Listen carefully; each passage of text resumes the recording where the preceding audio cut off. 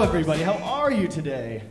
Oh my goodness, I'm so happy to be here. I'm so excited. This is such a fun show to do. I haven't been here in a while. You guys having fun? Are you having fun? Yeah. Okay, that was a little better. That's fine. That's all right. I'm having fun. I like to have fun. One of the things I do for fun lately, this is a new thing I've been doing for fun. I'll take an empty room in my house and I'll put a humidifier and a dehumidifier in the same room and let them battle to the death. It's a thing I like to do for fun. Guess who wins that battle every time? Guess. My energy bill. That's who wins that, guys. That's a cute joke. I like cute jokes. That's a cute one. It's a fun thing to do. But any weed people in here? Any smokers of the marijuana? A couple of you guys. It's legal now. It's cool. I'm glad. I'm happy. It's destigmatized. I think that's a good thing. You know what I mean? It's like it used to be scary. People will tell you not to do it and that is bad for you and all this stuff like that. You guys probably heard this when you were young. I heard this a lot. You would hear that weed is a gateway drug. You remember hearing that? Weed's a gateway drug? Which I never understood why that was supposed to be like a scary thing, like that was supposed to stop me from doing it. Because in my head, when I heard like gateway drug, I just go, you mean they get cooler from here? And they do. So that's the important thing to know about that, you guys. No, that's dumb. That's stupid. I'm a dumb guy. I think men are dumb. I do. I think men are the dumber of the options.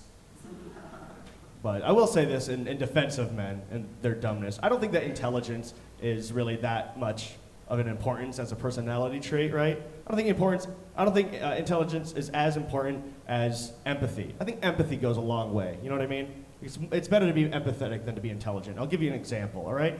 I don't know what it's like to have a period, okay? I've never had one. I don't know what that feels like. I don't know what it's like to go through that. But I can empathize with it, you know? You can find somebody who's going through something like that, and I can say like, hey, I empathize with you. You know, a period. I know how that is. You know, I can empathize with that. I mean, to fart blood out of your butt once a month must be the most terrifying thing of all time. No, I'm kidding, guys. That's a joke. I know what a period is. That was a joke. I'm aware of what a period is. A period is when you get such a bad tummy ache that you become emotionally abusive. That's what a period is. Who's on a date tonight? You guys, this is the part where you look at them and say like, it's gonna be okay. I love you. No, that's a fun one. I'm dating right now. I'm trying to date people. I'm like a hopeless romantic type of person. Anybody feel that way about themselves? I'm a little bit of a hopeless romantic. You guys ever do that thing where like you just like see someone for the first time and immediately fall in love with them? You ever do that? I do that often. You know, you just plan your whole life out in your head. I had that happen. Recently at my day job, I saw an Amish lady come into my work. And she was the most gorgeous Amish person I've ever seen in my life. I didn't know they made good-looking Amish people. I didn't know that was a thing, you know what I mean? Because you know Amish people, you see them, you know.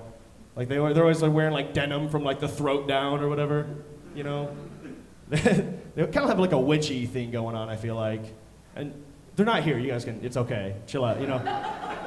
They're not hanging out here, right? That would fucking creep them out, dude. No. They always have like, I don't know, they don't have makeup, they just use like duck bladder for foundation or whatever.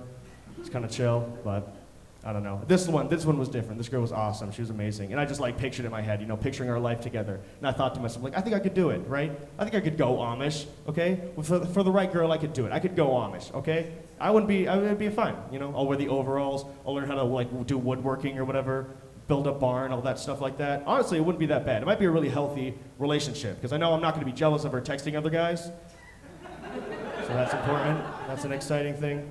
But yeah, I'm dating right now. I'm trying to find people. I went on a date recently. Went to on a dinner date with a lady, and at the end of the meal, she licked her plate clean. What the fuck? What are you doing? You don't do that. What are you? That's crazy. I think she saw the look on my face when she did it too, because she was like, she pulled back a little bit. You know what I mean? She was really embarrassed about it. She's like, oh, don't tell anybody I did that. I don't want to be embarrassed. Don't tell anyone. I was like, ma'am, I am ServSafe certified. I'm telling everybody that you did this. Where are my servers at? You know what that means. Some of you passed the certification. I'm in the back of the restaurant talking to the busboy like, you're really going to want to scrub this one, this broad, licking plates, disgusting, unreal. But, I'm trying to date, it's tough, you know. I'm 25, just for frame of reference. I'm a 25-year-old, which is an awkward spot to be when you're dating because I kind of have like a couple of options in terms of like who I want to date. I can date like people in their 30s, all right, that's acceptable, or I can date like a 22-year-old, it's probably as low as I'm allowed to go, you know what I mean? But, It is what it is. And both options are kind of awkward. They're kind of weird. Because if I'm dating somebody in their 30s, they basically have their shit together, I assume, you know. And it's tough, because some of you, I guess, I don't know. The way I look at it, you know, as a 30-year-old, you got your shit together. I dated a 30-year-old, and just for frame of reference, I'm 25 now, and I just graduated college recently. Don't clap for that. That's embarrassing for me to be 25 and still in school. It took me 7 years. What am I doing? To get a 4-year degree. Yikes. But nonetheless, I was dating a 30-year-old when I was in college, and she would be talking about, like, you know, adult shit. You know what I mean? She'd talk about her mortgage and things like that. She used this word I didn't know. It's called salary. I don't know what that is. But she's talking about that kind of stuff. And I don't know. I had nothing to put up to the conversation. I could just be like, algebra was weird today, you know. That's all I could muster. So that's not a good fit. And then the other option is to date like a 22-year-old, like I said. And 22-year-old is not a great option because I don't know if you've ever met a 22-year-old, but they're nightmare people. They're awful. They're the worst people to talk to. They're so mean. Why are they so mean? 22-year-old girls are the meanest people on the planet, man. They are. 22-year-old college girls are just machines that basically turn alcohol into the N-word, I noticed. They love it. I don't know what it is. They seem so sweet, and then you go to the club, and they're drinking Pink Whitney, and Mo Bamba comes on, and they're just like, you know, they become crazy. I don't like it. I can't have that in my life. It's not a thing I'm allowed to do. I don't want to be around that. So there's no good option is what I'm trying to say. You know, being 25 is odd. I don't know. All my friends in my age group, they're all, half of them are married, the other half are eligible for, you know, house arrest, probably. They're strange people. I don't know. But I know enough people in my, you know, age range that like have already gone through like a big, you know, big breakups, big divorces and things like that. It's weird. It's interesting. I had a buddy recently who just got out of a long-term relationship. He had to move out of his place, go find an apartment somewhere, and, you know, basically change his whole life around. And lately, he's been talking to me about this issue that they're going through, which is that his ex-girlfriend wants to have shared custody of their cat, which is an insane proposition if you ask me. Why? Why would you do that? You just let her keep the cat. It doesn't like you. It doesn't even want you here. You know what I mean? It's a cat. No one's following me on this. It's the cat, dude.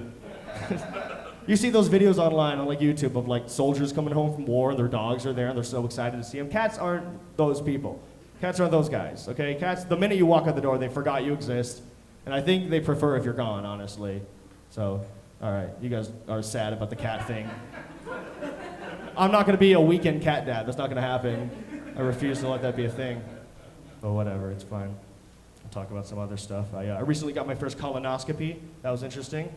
Yeah. It was over FaceTime. I don't know why they did it that way.